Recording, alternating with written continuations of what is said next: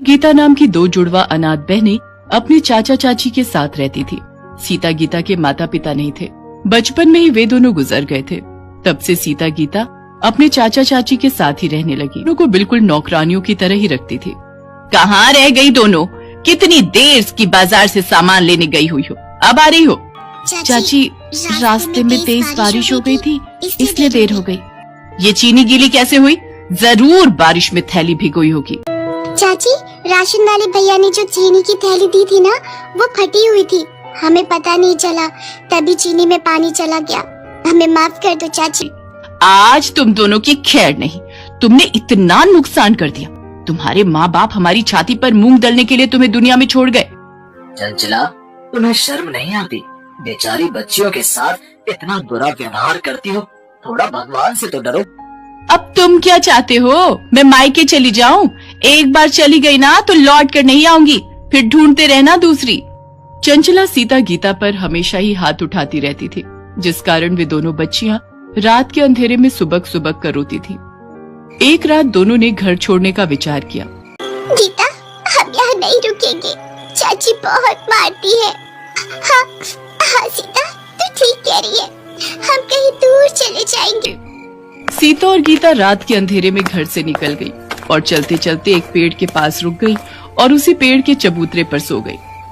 अगली सुबह उनकी आंख खुली तो उन्होंने देखा सड़क पर लोग गुजर रहे हैं। बहुत से ठेले वाले वहाँ पर खड़े हैं। सीता, बहुत भूख लगी है, चल हम कुछ खाते हैं। पर गीता, हमारे पास पैसे नहीं है, बिना पैसों के हमें कोई भी खाने को कुछ नहीं देगा। एक बार पूछते हैं ना, शायद कोई दे दे। ठीक है, चलो। भैया, आपके ठेले से कुछ खाने को दे दो, बहुत भूख लगी है। तुम दोनों के पास पैसे हैं? अरे देखो देखो, दोनों बहनें एक शक्ल की हैं, लगता है जुड़वा है। हाँ बिल्कुल, और लगता है दोनों अनाथ हैं। भैया, पैसे तो हमारे पास नहीं है। तो मुफ्त में तुम्हें क्या मिलेगा? पैसे लाओ तभी कुछ खाने को मिलेगा। ठेले वाला अभी दोनों को डांट ही रहा था कि तभी एक व्यक्ति वहाँ आता है। भीमा, इन बच्चियों को एक एक पराठा बना कर दे, मैं पैसे दे दूंगा। शुक्रिया अंकल। तुम दोनों कौन हो बेटा? अंकल, मेरा नाम सीता है और ये मेरी छोटी बहन गीता। हमारी चाची हमें बहुत मारती थी, इसलिए हमने घर छोड़ दिया। तुम्हारे माता पिता कहाँ हैं बच्चों? हमारे माँ बापू नहीं है अंकल, हम बचपन से ही अपने चाचा चाची के साथ रहते हैं। अच्छा, तो ये बात है।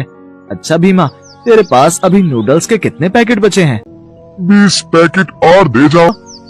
बच्चों आओ, तुम मेरे साथ ऑटो रिक्शा में बैठ जाओ, ऐसे अकेले घूमना तुम्हारे लिए ठीक नहीं है बेटा। सीता और गीता उस व्यक्ति के साथ ऑटो में बैठ जाती हैं। उस व्यक्ति का नाम राजेश था। वो अपनी पत्नी के साथ मिलकर घर पर नूडल्स बनाने का काम करता था और नूडल्स के पैकेट बाजार में ठेले और रेस्टोरेंट वालों को सप्लाई करता था। सीता और गीता राजेश के साथ बातें कर रही थी, तभी राजेश के सीने में दर्द उठने लगा। क्या हुआ अंकल, आप ठीक तो हो?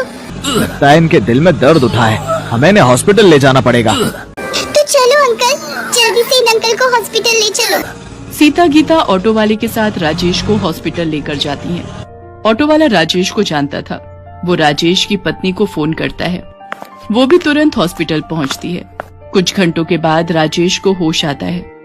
राजेश को डॉक्टर हार्ट में दिक्कत बताते हैं। राजेश सीता और गीता को पत्नी से मिलवाता है। अब कैसा लग रहा है जी? मैं ठीक हूँ संध्या, चिंता मत करो, ये सब तो जीवन में चलता ही रहता है। बाकी इन बच्चियों से मिलो, ये सीता गीता है, इधर आओ बेटा। ये दोनों बच्चियां तो देखने में बिल्कुल एक सी शक्ल की हैं। तुम दोनों जुड़वा हो? जी आंटी, मेरा नाम सीता है और ये गीता। अगले दिन डॉक्टर राजेश को छुट्टी दे देते हैं, पर पूरा आराम करने के लिए कहते हैं। राजेश को अपने काम की चिंता थी।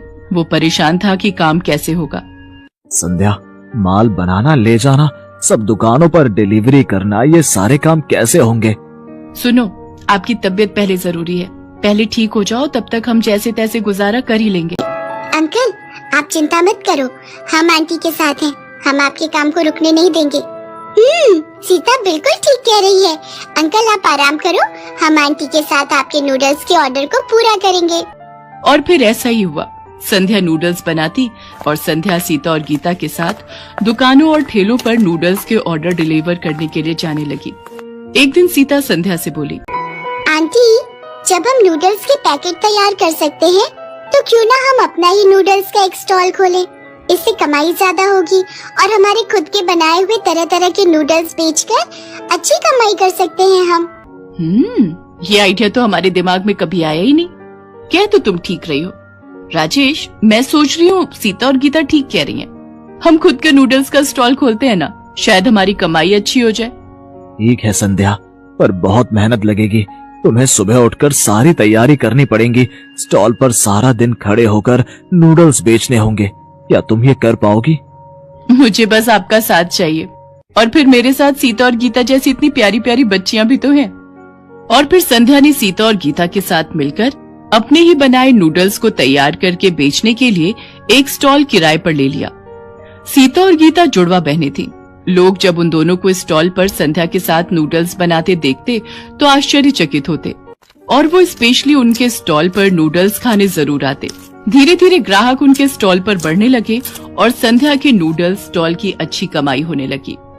संध्या, सीता और गीता दोनों बच्चियां मेरे लिए बहुत भाग्यशाली बनकर आई हैं।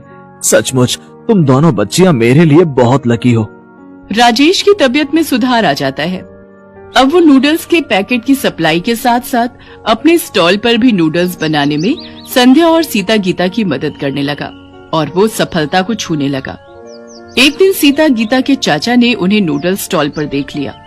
सीता, गीता, मैंने तुम दोनों को बहुत ढूंढा।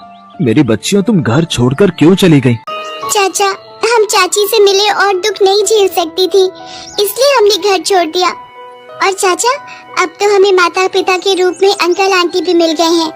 अब हम इन्हें छोड़कर कहीं नहीं जाएंगे। अब यही हमारे लिए सब कुछ है।